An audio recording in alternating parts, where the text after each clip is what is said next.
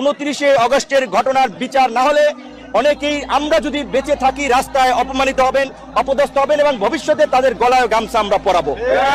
গত 14 মাসের মধ্যে সবচাইতে বড় সিদ্ধান্ত নিয়েছে প্রফেসর ইউনূস সরকার। এই জিল্লু, রাশেদরে খবর দে, গামছা ব্যবহার করতে বল, গামছার ব্যবস্থা কর, কারণ গামছা লাগাইয়া সবগুলারে ঝুলাবো। তাদের নিজেদের আখের গুছিয়েছে অথবা গণ অভ্যুত্থানের সাথে বিট্রে করেছে। দর্শক, বিপিনুরের উপর হামলা করেছে সেনাবাহিনীর বিচার না হলে গামছা লাগিয়ে তাদেরকে রাস্তায় নামাবে বিপিনুরের দল। এই ঘোষণা দেওয়ার পর রীতিমতো তোলপাড় সৃষ্টি হয়েছে।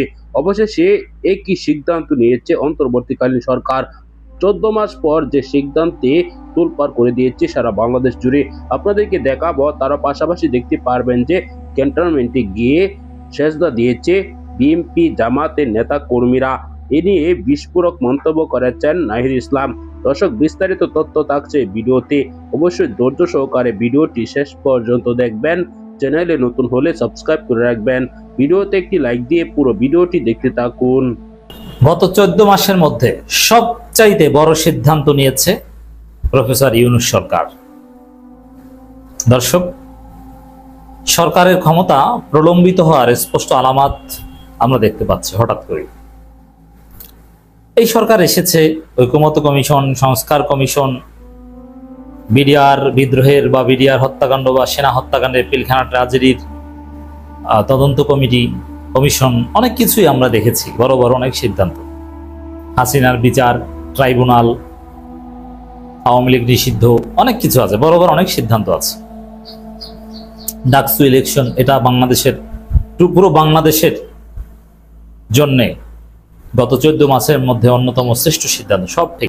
এই জিল্লু, রাশেদরে খবর দে, গামছা ব্যবহার করতে বল, গামছার ব্যবস্থা কর, কারণ গামছা লাগাইয়া সবগুলারে ঝুলাবো, আই মিনস হেসরাবো অথবা টানবো। ভাই, বিপিনুর তো আইসা পাট্টা গরম করছে, তো আগে শুনি কেন এই গামছার ব্যবহার করে কাদেরকে তিনি হেসরাইতে চান, চলুন দেখি।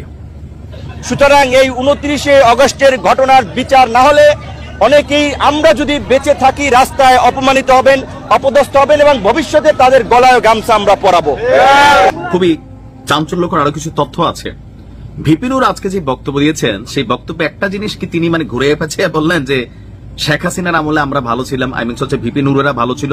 কারণ তিনি বলছিলেন যে ওই সময়ও আসলে যেই ভাষায় কথা বলতো বিপিনুর, আমরা ভাবতাম যে সে আওয়ামী লীগেরই এজেন্ট। সিরিয়াসলি বিশ্বাস করেন, আমার অনেকে জিজ্ঞেস করতো, আমি বলতাম যে নূর হচ্ছে আওয়ামী লীগের গুপ্ত এজেন্ট। কারণ এত সমালোচনা শেখ হাসিনাকে নিয়ে, পুলিশকে নিয়ে, কিন্তু ভাই এরা কেউ টাচ করে না। একটা মায়ের কেমন হয়, এবার কিন্তু বিপিনুর খাওয়ার পরে টের পাইছেন। চিকিৎসা নিতে সিঙ্গাপুর গেছেন, ফাঁকে অবশ্য আইফোনের দোকানে গিয়ে আইফোন 17 দেখছেন। আমি দেখছি এরকম একটা ছবি ভাইরাল, যে হাসপাতালে চিকিৎসার পরে আইফোন কেনার জন্য সম্ভবত দোকানে গেছেন। কিনছেন কিনা জানি না, বা এআই প্রযুক্তি কিনা জানি না। তবে তিনি যে বক্তব্য দিয়েছেন যে শেখ হাসিনার আমলেও এমন হামলা হয়নি, তো ডক্টর ইউনূসের আমলে কেন হইল সেটার তিনি বিচার চাচ্ছেন। তার যে বক্তব্য, এখানে কিছুটা মিথ্যাচার আছে। ভাই আমরা বলি, দেখেন ওই দিনের যে ঘটনা, আপনি যেদিন বক্তব্য দিয়েছিলেন, সেই বক্তব্য দেওয়ার সময় সেনাবাহিনীর গাড়ি যাচ্ছিল, আর আপনি সেনাবাহিনীকে উদ্দেশ্য করে বলতেছিলেন বন্দুকওয়ালারা কাঁধে বন্দুক ঝুলাইয়া, এই টাইপের ভাষা আপনি ব্যবহার করছেন। প্রথমে পুলিশ গেছে, কিন্তু আপনারা প্রকাশ্যে ঘোষণা দিয়েছেন জাতীয় পার্টির অফিস ঘুরাই দিবেন। এখন হয় কি যে মিডিয়ার যুক্ত, আপনি যে চিকিৎসার কারণে নূরের কিন্তু সমস্যা আছে, এটা রাশেদ বলছিল শর্ট টাইম মেমোরি হয়, মানে ভুইলা যান, পরে আবার খেয়াল হয়। তো হইতে পারে এয়ারপোর্টে আসছেন আজকে বাংলাদেশে, হাজার হাজার নেতাকর্মী সেখানে গেছে, তো দীর্ঘদিন বক্তব্য না দেওয়ার যে জ্বালা ক্ষুধা, তো ক্যামেরার সামনে পেয়ে উনি কি বলছেন নিজেও বোঝেন না। তিনি অলিখিতভাবে বইলাই দিলেন যে শেখ হাসিনার আমলের প্রশাসন উনার জন্য ভালো ছিল। এখন নিজের ভালো সবাই খোঁজে, বাকিদের জন্য কি ভালো ছিল? অনেকে বলে হ্যাঁ ভালো ছিল, অনেকে বলে না ভাই আমরা তো লাঞ্ছনার শিকার হয়েছি, গঞ্চনার শিকার হয়েছি। যেই মাত্র নিজের উপরে পড়লো তখনই মনে হইল যে আওয়ামী লীগের সরকার ভালো ছিল। অলিখিতভাবে তিনি এড়িয়ে বুঝাইলেন। এরপর তিনি যেই ভাষাটা ব্যবহার করলেন, এটা একটা আন্ডার ইনভেস্টিগেশন মামলা, কারা জড়িত আছে অবশ্যই এটা নিয়ে সরকারের পক্ষ থেকে কিন্তু নির্দেশনা দেওয়া আছে। এখন এই মামলা আলোর মুখ দেখতে 2 মাস লাগতে পারে, 6 মাস লাগতে পারে, কিন্তু আপনি যে বক্তব্য দিলেন এইটা তো আপনার বিরুদ্ধে আর একটা মামলা হয়, যে আপনি গলায় গামছা দিয়া হেসরাবেন বা ঝুলাবেন বা আপনারা ক্ষমতা দেখাবেন। তা আপনার ভাষায় কি ফ্যাসিস্টের আওয়াজ আসে নাই? আপনার বিচার না হইলে বা আপনার বিচার না পাইলে তখন আপনি আগেই রাষ্ট্রকে বা প্রশাসনকে বা সরকারকে চাপ দিচ্ছেন। তাদের নিজেদের আখের গুছিয়েছে অথবা গণ অভ্যুত্থানের সাথে বিট্রে করেছে। আমরা যখন সময় আসবে এদের নাম আমরা উন্মুক্ত করব। তারা নিজেদের সেফ এক্সিটের কথা ভাবতেছে। জাতীয় নাগরিক পার্টির আহ্বায়ক নাহিদ ইসলাম উপদেষ্টা পরিষদের একাংশকে বিশ্বাসঘাতক আখ্যা দিয়ে তাদের নাম প্রকাশের হুঁশিয়ারি দিয়েছেন। সম্প্রতি চ্যানেল ৭১কে দেয়া একান্ত সাক্ষাৎকারে তিনি অভিযোগ করেন, উপদেষ্টা পরিষদের অনেককে বিশ্বাস করাটা ছিল বড় ভুল। তাদের আস্থায় রেখে প্রতারিত হয়েছেন তিনি ও তার সহযোদ্ধারা।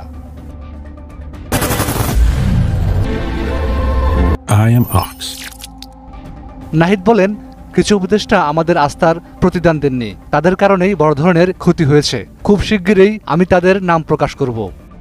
গত বছরের ৫ আগস্ট শেখ হাসিনা সরকারের পতনের পর ৮ আগস্ট ডক্টর ইউনূসকে প্রধান করে গঠিত হয় অন্তর্বর্তী সরকার। সেখানে উপদেষ্টা পরিষদের ছাত্র প্রতিনিধিদের মধ্য থেকে নাহিদ ইসলাম তথ্য ও সম্প্রচার মন্ত্রণালয়ের এবং আসিফ মাহমুদ সজীব ভূঁইয়া ক্রীড়া মন্ত্রণালয়ের দায়িত্ব পান। পরবর্তীতে নাহিদ ইসলাম পদত্যাগ করে বৈষম্য বিরোধী ছাত্রদের উদ্যোগে গঠিত জাতীয় নাগরিক পার্টির আহ্বায়কের দায়িত্ব নেন।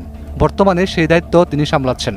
এদিকে নাহিদ ইসলামের পদত্যাগের পর তথ্য ও সম্প্রচার মন্ত্রণালয়ের দায়িত্ব দেওয়া হয় আরেক ছাত্র প্রতিনিধি মাহফুজ আলমকে। তিনি এবং আসিফ মাহমুদ সজীব ভূঁইয়া ছাত্র উপদেষ্টা এখনও রয়েছেন ডক্টর ইউনূসের অন্তর্বর্তী সরকারে।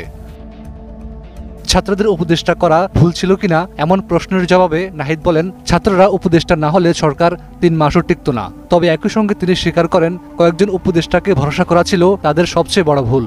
তিনি অভিযোগ করেন, অনেক উপদেষ্টা ইতিমধ্যে সেফ এক্সিট বা নিরাপদ প্রস্থানের পরিকল্পনা করে রেখেছেন এবং বিভিন্ন রাজনৈতিক দলের সঙ্গেও যোগাযোগ স্থাপন করেছেন। নাহিদ ইসলাম বলেন, তারা লিয়াজো করে রেখেছেন রাজনৈতিক দলের সঙ্গে। এছাড়া নাহিদ ইসলাম বলেন, ৫ আগস্ট পতিত শেখ হাসিনা ভারতে পালিয়ে যাওয়ার পর রাজনৈতিক দলের নেতারা ক্যান্টনমেন্টে গিয়ে সেজদা দিয়েছেন, তবে এমন কাজ ছাত্র প্রতিনিধিরা করেননি।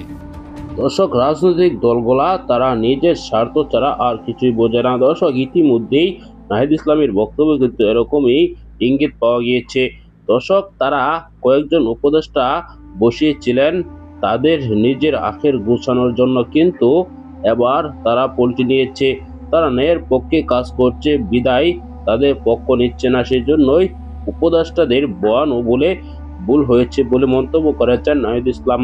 অন্যদিকে ক্যান্টনমেন্টে গিয়ে নাকি বিএনপি জামাতের নেতা কর্মীরা তারা সেজদা দিয়েছেন, অর্থাৎ সেনাবাহিনীর পায়ে পড়ে তারা সেনাবাহিনীর পক্ষে চলে গিয়েছেন। এখন সেনাবাহিনী যা ইচ্ছা তাই করছে, এরকম মন্তব্য করে রীতিমতো আলোচনার জন্ম দিয়েছেন নাহিদ ইসলাম। অন্যদিকে আপনারা দেখেছেন, ভিপি নুরের উপর হামলা করেছে সেনাবাহিনীর বিচার না হলে সেনা সদস্যদের গামছা লাগিয়ে রাস্তায় নামানো হবে, এই চ্যালেঞ্জ ছুড়ে দিয়েছেন ভিপি নূর।